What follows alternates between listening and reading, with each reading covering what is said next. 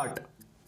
The case of the petitioner plaintiff in the present case is that the mother of the plaintiff purchased 34 decimals of land bearing plot number 95, khata number 95, in village Bara by a registered sale deed dated 15/04/1946, executed by one SP Mishra and came in possession thereof, full stop.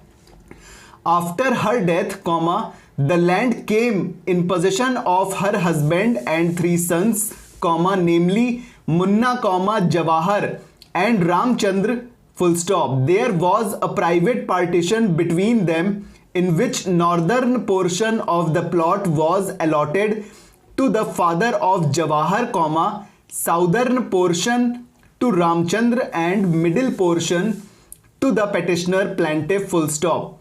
By virtue of said partition, each branch came in possession over 111/2 decimals out of 34 decimals of land, full stop. The land allotted to the share of the plaintiff has been described in the schedule of the plaint, full stop. After partition, he has been growing vegetables on the said piece of land, full stop. Defendant number 1, with the help of defendant number 2, started creating disturbance in peaceful possession of the plaintiff over the land, full stop. Subsequently, there was a proceeding under section 144 of CPC between them, which was decided against the plaintiff and emboldened by the said order. Defendants number 1 and 2 threatened the plaintiff to dispossess him, hence, the suit for permanent injunction restraining the defendants from interfering with the peaceful possession of the plaintiff over the suit land described in the schedule of the plaintiff, full stop.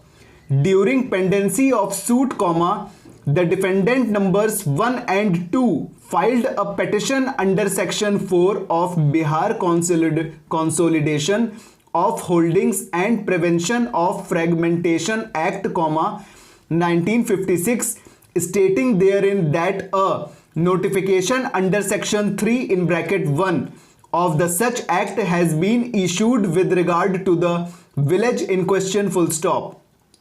They also claimed the residential house of defendant number 2 stands over the suit land and a portion of the same was vacant land which has been let out by defendant number 2 to defendant number 1, which is being used by him as cow shed, full stop.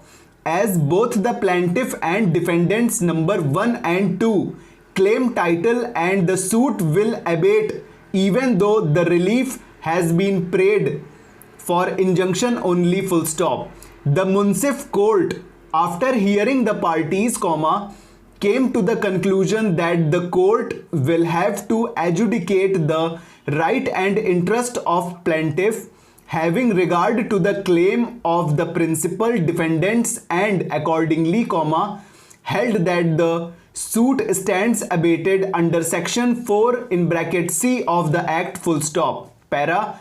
While dealing with the fact of the present case and assertion made in the plaint, it is clear the plaintiff has prayed for injunction on the basis that the suit land was allotted to him by a private partition and defendants number 1 and 2 threatened to dispossess him from the suit land, full stop, without determining the right title and interest as well as possession of the plaintiff. No decree for permanent injunction can be passed in his favor, full stop. In other words, a declaration with regard to right and title of the plaintiff in the suit land has to be made before granting permanent injunction, full stop.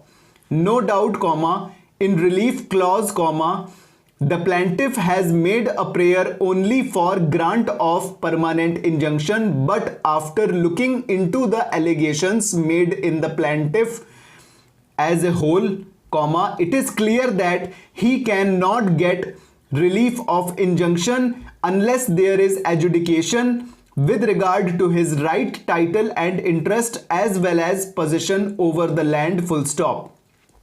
In substance, comma, the suit is for declaration of right, title and interest in the land and for injunction and is not for injunction simpliciter, full stop. In my opinion, comma, the court below has rightly held that the suit stands abated, full stop. In the result, comma, I do not find any merit in the present revision application and the same is hereby dismissed, full stop. However, comma, there will be no order as to costs, full stop.